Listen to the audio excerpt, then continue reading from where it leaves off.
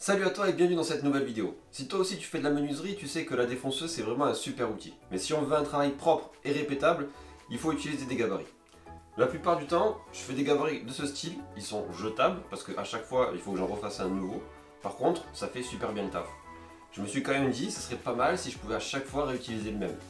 Donc j'ai cherché un petit peu sur internet ce qui se faisait, j'ai trouvé un gabarit Festool, le MFS 400, qui je pense est génial. Par contre il avait un petit inconvénient, son tarif.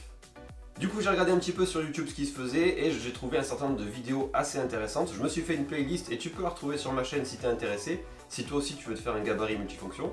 Et j'ai pris, je crois, les meilleures idées que j'ai trouvées sur chacune de ces vidéos et je me suis fait mon propre gabarit. Le premier avantage de ce gabarit, c'est qu'il est réglable, il suffit de desserrer deux vis, régler la largeur, la resserrer et c'est bon, ça c'est fait.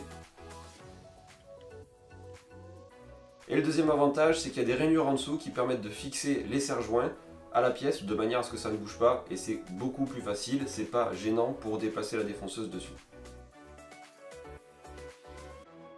Avant de se lancer et que je te montre comment j'ai réalisé tout ça, si tu es intéressé par la menuiserie, je t'invite à t'abonner à la chaîne pour regarder toutes les prochaines vidéos. Donc pour ce gabarit, j'ai utilisé 4 planchettes en hêtre parce que je veux que ce soit réutilisable, que ça dure dans le temps, donc j'ai préféré éviter le pain et je suis parti sur un bois dur.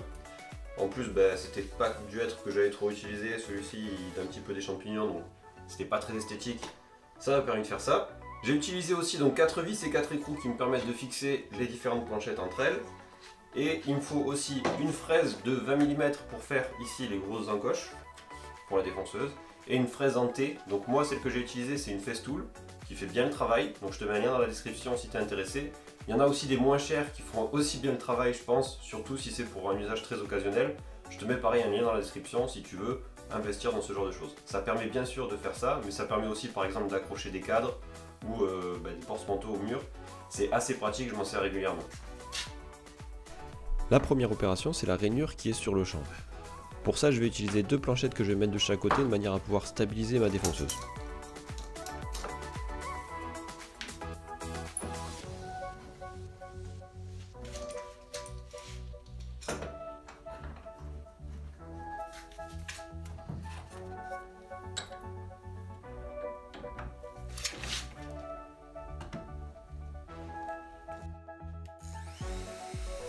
Une fois que j'ai réglé la profondeur, pour être sûr que je sois parfaitement centré, ce que je vais faire c'est que je vais utiliser ma défonceuse d'abord d'un côté, je vais faire une toute petite marque, je vais la retourner de l'autre côté, je vais faire une toute petite marque, et en fonction de l'écart qu'il y aura entre les deux, je corrigerai de la moitié de la différence et ça me permettra d'être sûr d'être au milieu, et comme ça j'aurai pas de problème lors de l'assemblage.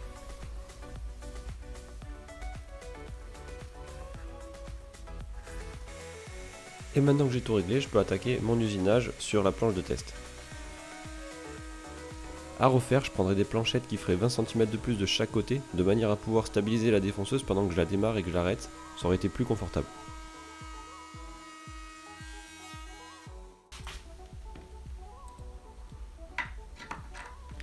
Comme tu peux le constater, le test est concluant, donc je peux attaquer l'usinage des autres planchettes.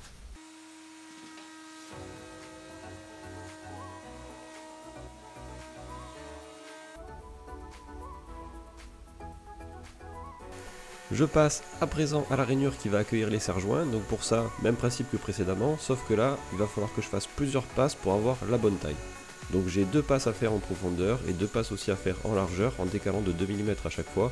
Ça se fait bien, c'est un petit peu chronophage. J'aurais préféré avoir une fraise de la bonne taille. Mais bon, on peut pas tout avoir.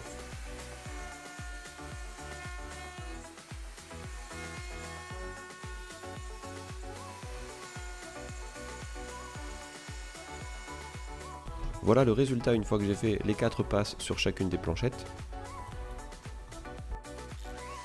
Je peux à présent passer au dernier usinage avec la fraise de 20 mm, sauf que là pour le coup elle est assez usée et elle est pas très bien aiguisée.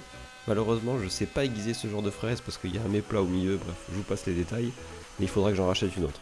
Du coup là ça me laisse des marques noires, ce qui est pas très esthétique mais c'est pas trop grave pour un guide d'atelier.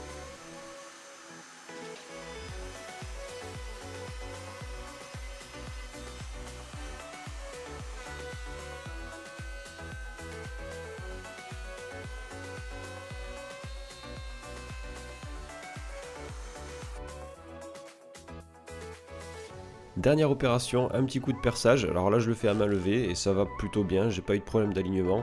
Idéalement, il aurait fallu le faire à la perceuse à colonne, mais j'ai quelques difficultés en ce moment avec la mienne, du coup, ça suffira.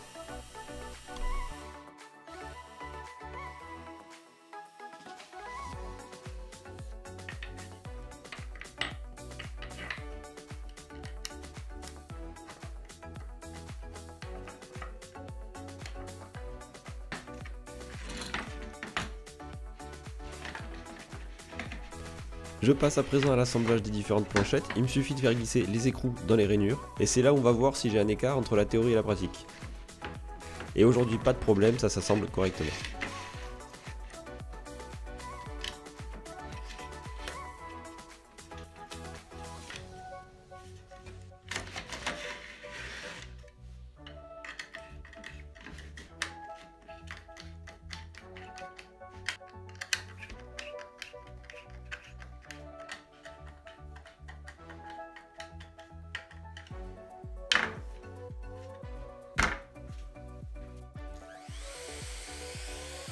Maintenant que tout est assemblé, j'arrive pas à résister à l'envie de me faire un petit test, donc je me fais une petite rainure avec une bague à copier de 30 et une fraise de 5.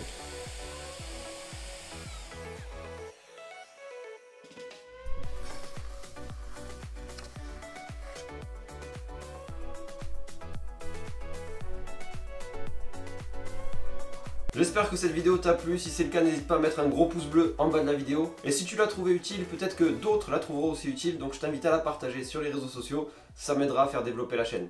Je te dis à la prochaine, ciao ciao!